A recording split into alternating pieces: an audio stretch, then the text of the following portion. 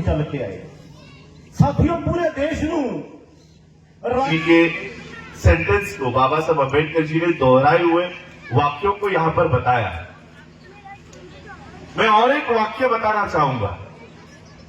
18 मार्च 1956 को यानी बाबा साहब अम्बेडकर जी के महापरिनिर्वाण होने के 9 महीने पहले बाबा साहब आगरा में स्पीच देते हुए, भाषण देते हुए फूट फूट कर रोए हैं। बाबा साहब की जो अंतिम जो दर्द कहते हैं ना, कि मेरा आखिरी दर्द क्या है, कि मैं क्या करना चाहता था, क्या नहीं हासिल हुआ है, उस स्पीच में बाबा साहब ने वो व्यक्त किया है कि बाबा साहब का आखिर दर्द क्या है। बाबा साहब कहते हैं कि बड़ी मुश्किल से मैंने ये कारवा यहां तक लेकर आया, बड़ी मुश्किल से ये कारवा यहां तक लाया हूं। मैं दूर दूर तक जब नजर डालता हूं तो मुझे इस कारवा को आगे लेकर जाने वाला कोई भी नजर नहीं आता। प्रदीप अम्बेडकरी जी ने यहाँ पर डॉक्टर बाबा साहब अम्बेडकर जी का महापरिनिर्वाण दिवस आयोजित किया हुआ, उस निमित्त से मैं यहाँ पर आया हूँ। और बाबा साहब अम्बेडकर जी का क्या योगदान रहा, ये तो सभी लोगों ने अपने अपने स्पीचेस में बातें रखी है। अब हमारा क्या योगदान होगा? बाबा साहब अम्बेडकर जी के ने जो संविधान बनाया है, आज उस संविधान पर चारों तरफ से हमले हो रहे हैं। सुप्रीम कोर्ट हो, मीडिया हो, प्रशासन हो, पार्लियामेंट हो, ये सारे जो पिलर्स हैं डेमोक्रेसी के, लोकतंत्र के, ये कहीं ना कहीं खोखले होते जा रहे हैं, ढहते जा रहे हैं। और ऐसे हालात में देश के लोगों की क्या भूमिका होनी चाहिए, अम्बेडकरी समाज की क्या भूमिका होनी चाहिए, ये मैं अपने स्पीच में रखूँगा। और आने वाले समय में देखिए, आज से 102-103 साल पहले बाबा साहब का खुद का मीडिया हुआ करता था। बहिष्कृत भारत से बाबा साहब ने शुरुआत की, मूक नायक से शुरुआत की। आज हमारा कहीं पर भी नेशनल लेवल का मीडिया नहीं है। अब जो भी मीडिया है वो सोशल मीडिया के माध्यम से, यूट्यूब के माध्यम से हमारे जितने भी पत्रकार हैं वो संघर्ष कर रहे हैं।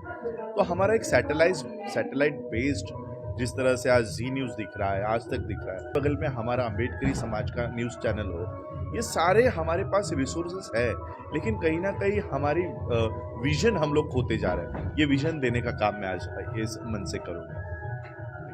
इस तरह से आज जो देश के हालात हैं, तो क्या दिखेगा, क्या बदलाव होने की जरूरत है? देखिए, देश में आज बहुत बड़े पैमाने पर बेरोजगारी हो रही है, बहुत बड़े पैमाने पर अनएजुकेशन की तरफ ये देश जा रहा है, इलिटरेसी की ओर जा रहा है। देश में बेसिक एजुकेशन भी अब नहीं मिल रहा है।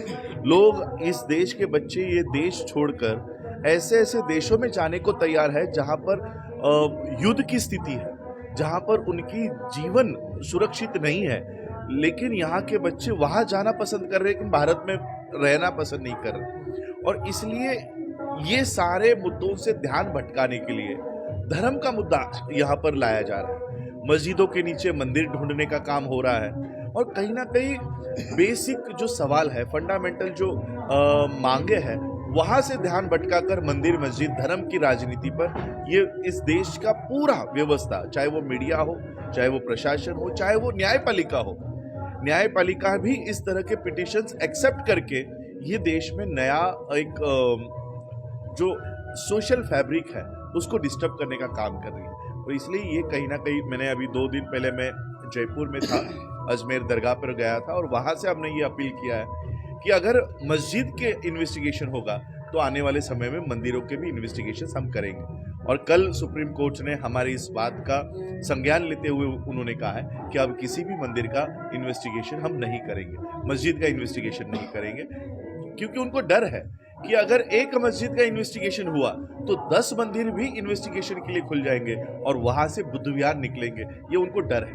तो ये सब भारत में ये माहौल चल रहा है। हम चाहते हैं कि भारत में एजुकेशन के ऊपर बातें चले, एम्प्लॉयमेंट के ऊपर बातें चले, हेल्थ सिस्टम के ऊपर बातें चले, अच्छे मैकेनिज्म भारत को मिले, और भारत सही में सुपर पावर हो, सिर्फ बोलने के लिए नहीं, भारत सही में सुपर पावर हो। आज हम देख रहे हैं बांग्लादेश जैसा एक छोटा सा देश भी भारत की सीमा में घुसते आ रहा है। यानी बांग्लादेश हमको आंखें दिखा रहा है, कल तक नेपाल हमको आंखें दिखा रहा था।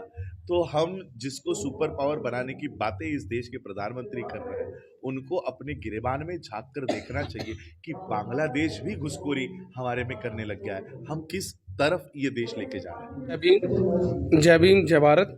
आज हमने परम पूज्य बाबा साहब डॉक्टर भीमराव अंबेडकर जी का 69वां महापरिनिर्वाण दिवस जो जहाँ पर हम कर रहे हैं उसको सदा सुमन अपने अर्पित कर रहे हैं। उसमें हमने परम पूज्य बाबा साहब डॉक्टर भीमराव अंबेडकर जी के पड़पोत्रे मानजोग श्री राजरत्न अंबेडकर जी को जहाँ पर बुलाया है और इन्होंने जहाँ पर जो अभी आपके माध्यम से बातें रही हैं कि परम पूज्य बाबा साहब एकता, समानता, बंधुता, भाईचारे की बात करते हैं और इसी मैसेज को लेते हुए हम भी अंबेडकर सेना मूल निवासी की तरफ से पूरे शहर में, पूरे जम्मू कश्मीर में जो है परम पूज्य बाबा साहब की विचारधारा को घर घर तक पहुंचाने के लिए काम करेंगे।